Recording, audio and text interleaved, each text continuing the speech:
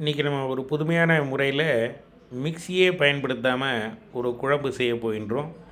அது எப்படி என்பதை பார்ப்போம். இந்த ஓமக்குழம்பு இன்றைக்கி நம்ம செய்ய போகிறோம்.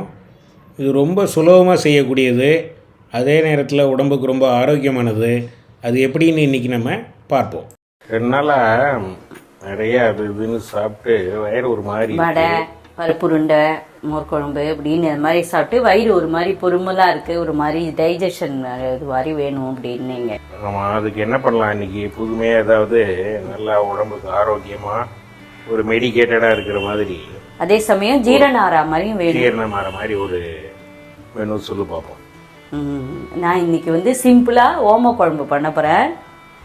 ஓமக்குழம்பு ரொம்பவே நல்லது, டைஜஷனுக்கு நல்லது, கேஸ் இதெல்லாம் அதுவாக ரிலீஸ் ஆகும், உடம்புக்கு ரொம்ப நல்லது. புள்ளப்பத்தாளுக்கெல்லாம் கூட பண்ணுவாங்க பத்திய குழம்புலலாம். ஓமம் ரொம்ப இம்பார்ட்டன்ட் ரோல் ப்ளே பண்ணும். இப்போ நான் அந்த எப்படி பண்ணுறதுன்னு சொல்கிறேன். என்னென்ன தேவை அப்படின்னா, ஓமம் இதில் கொஞ்சம் கல் மண்ணெல்லாம் இருக்கும், பார்த்து பொறுக்கி எல்லாம் நல்லா எடுத்து வச்சு க்ளீன் பண்ணி வச்சுக்கோங்க.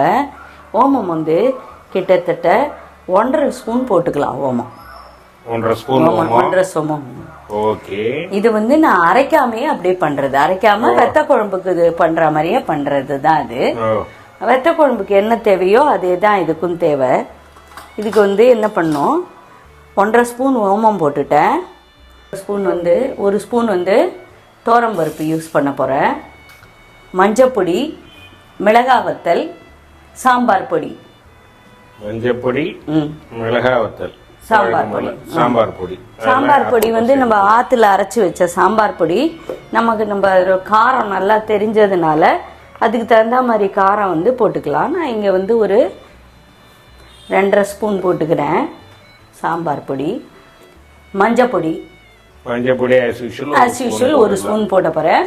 ஒரு 2 வரமிளகா இல்லை 1 வரமிளகா போடும், வாசனைக்கு போடுறேன். அந்த மிளகாய் இங்கே இருக்கு, அதை எடுத்துக்கணும். ஒரு மிளகாய் வற்றல் காரத்துக்கு ஒரே 1 மிளகாய் நம்ம சேர்த்துக்கலாம். ஓமக்குழம்பு பண்ணுறதுக்கு நல்லெண்ணெய் தான் ரொம்ப நல்லது.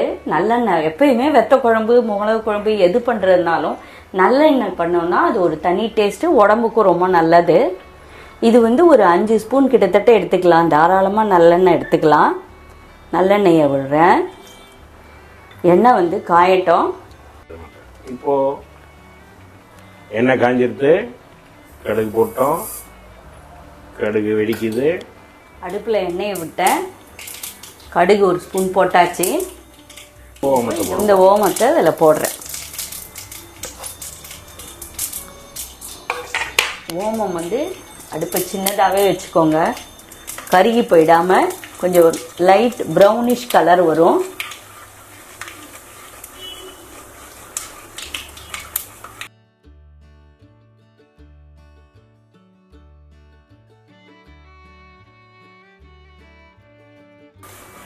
இப்போ இந்த ஓமம் வறுக்கும் போதே கமகமன்னு அந்த ஓமம் வாசனை வர ஆரம்பிச்சிரும். இப்போ இந்த தோரம்பருப்பு, இந்த மிளகாய் வத்தலை இதில் போடுறோம்.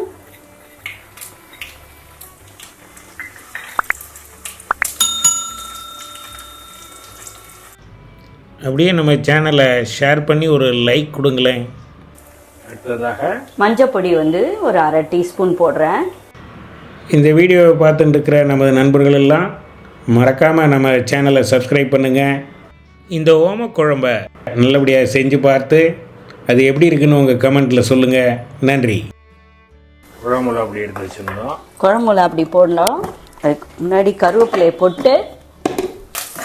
போட்டுடுறேன்.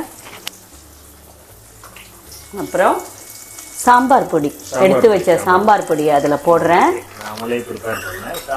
இதில் போட்டு இப்படி கலந்துண்டு, இப்போ பாருங்க வீட்டில் ப்ரிப்பேர் பண்ண சாம்பார் பொடி போட்டாச்சு. இப்போ கரைச்சி வச்ச புளி ஜலத்தை விடுறேன்.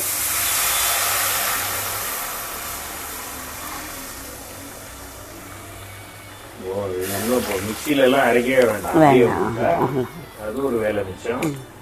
வேகமாக சீக்கிரம் செஞ்சிடலாம். விட்டாச்சு. தேவையான அளவு உப்பு போட்டுக்கலாம். உப்பு வழக்கம் போல் உப்பு சேர்த்துக்கிறோம். அவங்க டேஸ்ட்டுக்கு தகுந்த மாதிரி உப்பை போட்டுக்கலாம். இப்போயே நல்லா வறுத்த ஓம வாசனை வருது. இந்த ஓம வாசனை வருது பார்த்தீங்களா? இதில் என்னென்னா இந்த சாதம் சாப்பிட்டா இன்னும் கொஞ்சம் கூட சாப்பிடுவோம். நெய் ஊற்றி சாப்பிடலாம். பெருங்காய பொடி போட்டுட்டேன். இப்போ இது நல்லா கொதிச்சு வரட்டும். நல்லா கொதிக்கட்டும், அப்புறம் பார்ப்போம். பாருங்க குழம்பு. இப்போ நான் என்ன பண்ணுறேன்னா, குழம்பு கொதிச்சுன்னு இருக்கும்போது துளியோண்டு வெல்லம் போடுறேன். அது உங்கள் விருப்பம்தான். இது போடுறதே தெரியாமல் போடணும், அதுதான், வேற ஒன்றும் இல்லை. உங்கள் விருப்பம்தான். இது என்னன்னாகும், இந்த புளிப்பு சுவை எல்லா இதையும் ஒன்று கூட்டி இது பண்ணும். அதனால தான் வெல்லம் போடுறோம். உங்களுக்கு பிடிக்கலன்னா வேண்டாம். மனமான ஓமக்குழம்பு இப்போது ரெடி ஆகிடுத்து. தயார் நிலையில் நம்ம சாப்பிட்றதுக்கு இப்போ வச்சுருக்கோம் டேபிள் மேலே. இதை எல்லோரும் செஞ்சு பாருங்கோ, சமைச்சு பாருங்கோ, சாப்பிட்டு பாருங்கோ. நம்ம சேனலை சப்ஸ்கிரைப் பண்ணுங்கோ. இந்த வீடியோவில் சொன்ன மாதிரி இந்த ஓமக்குழம்பை சமைச்சு பார்த்துட்டு அது எப்படி இருந்ததுன்னு கமெண்ட்டில் சொல்லுங்கள் நண்பர்களே.